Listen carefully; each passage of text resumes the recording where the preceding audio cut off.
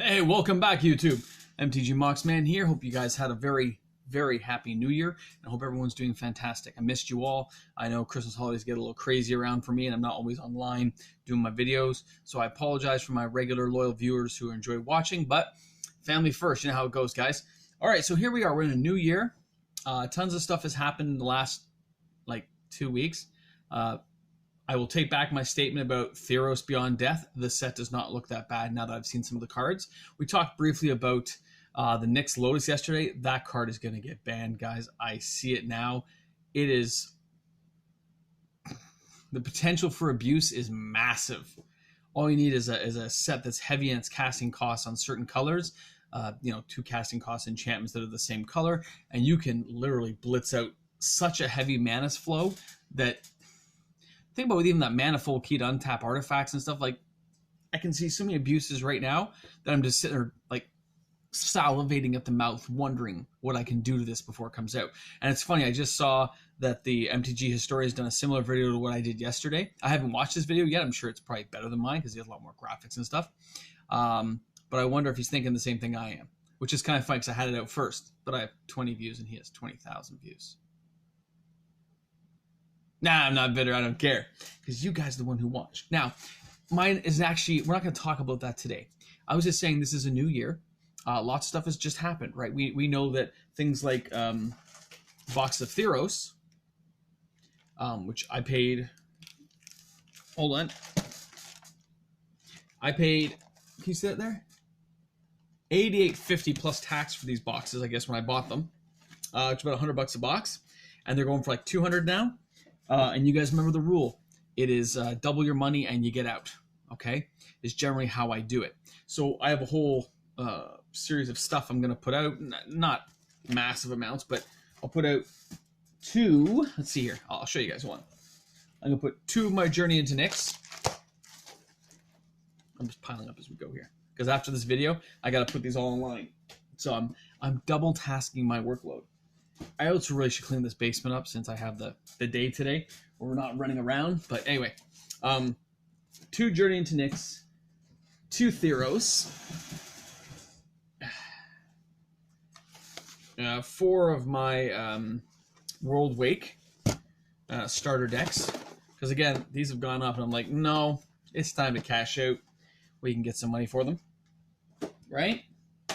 I'm going to put up Torment. Gonna put up a couple of my Theros fat packs because they have a very high return of rate compared to what I paid for them. I think I paid $16 each for these on clearance. I think they're going for like $70. So that's like triple my money. And I told you guys this before. Most people don't realize it. Fat packs are a better return.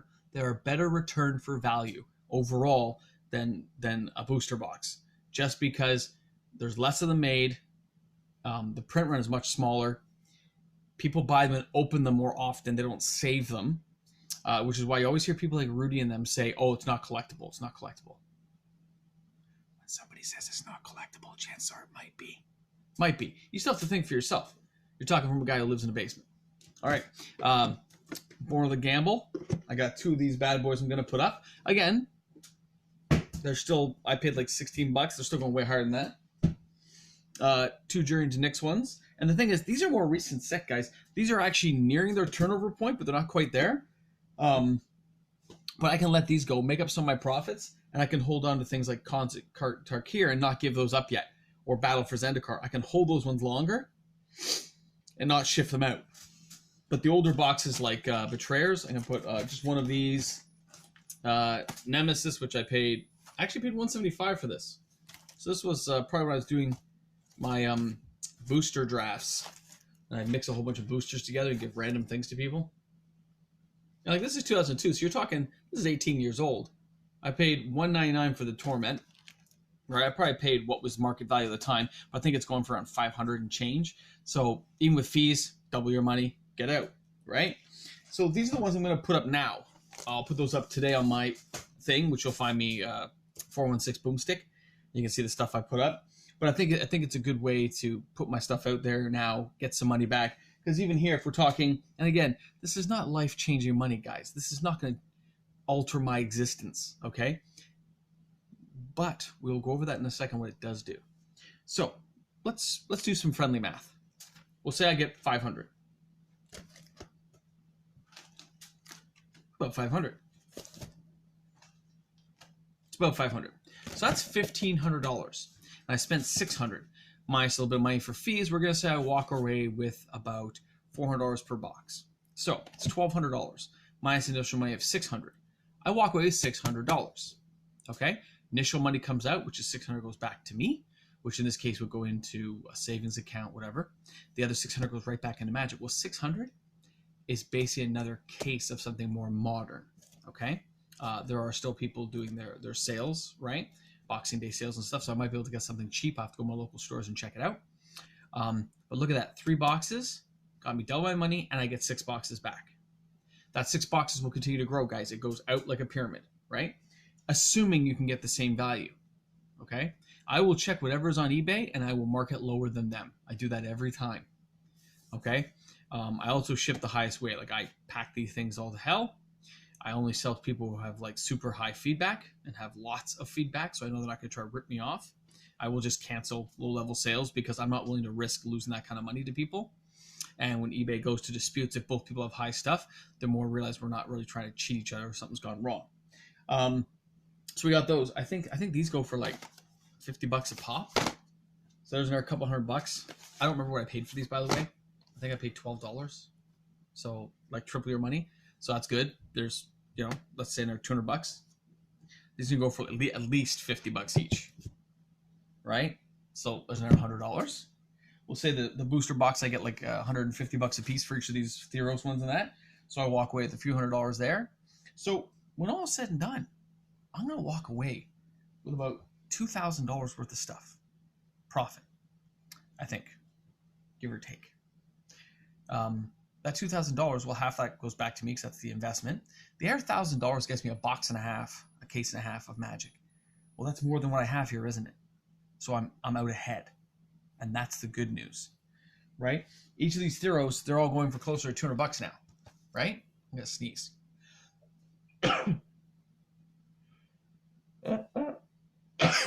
Pardon me.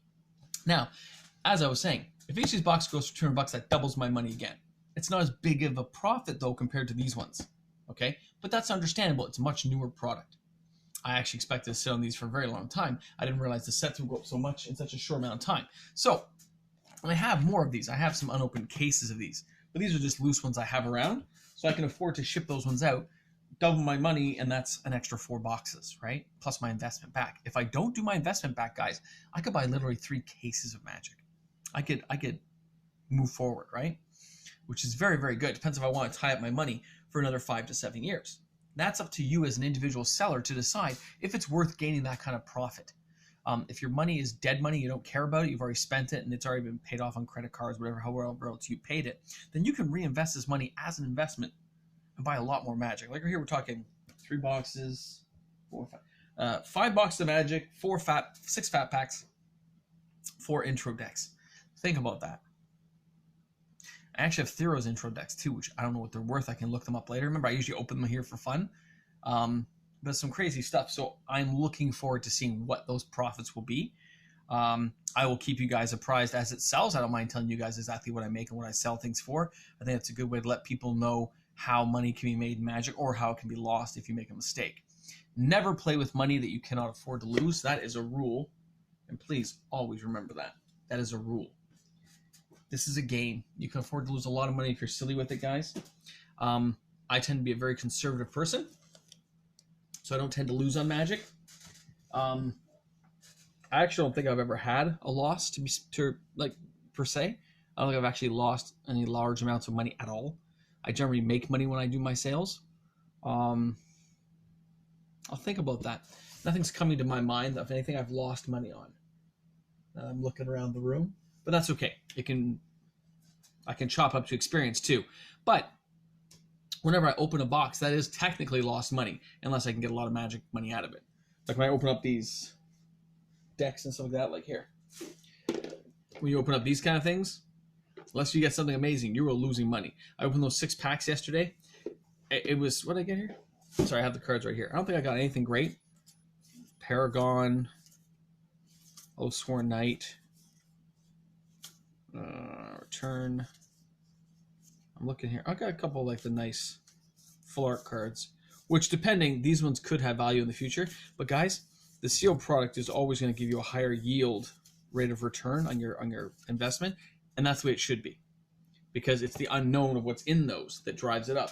You could have Elspeth Sun's Champ. You could have all kinds of crazy stuff in these. You don't know, right? And that's what makes them fun, right? Especially since these were lower print runs back then. They didn't print them into oblivion, so it's funny to think about, isn't it? Anyway, I thought I would just share some of that with you. That I thought was kind of funny that, you know, some of these things have turned around much faster than I expected in the last 90 days. And this is right before Theros Beyond Death comes out, which I have already purchased a case. So I've got that all taken care of and should be good. All right. Thanks a lot for tuning in. This is MTG Moxman. If you're new to the channel, please hit subscribe at the bottom. We'd love to have new people join the channel every day. All right, guys. Thanks again.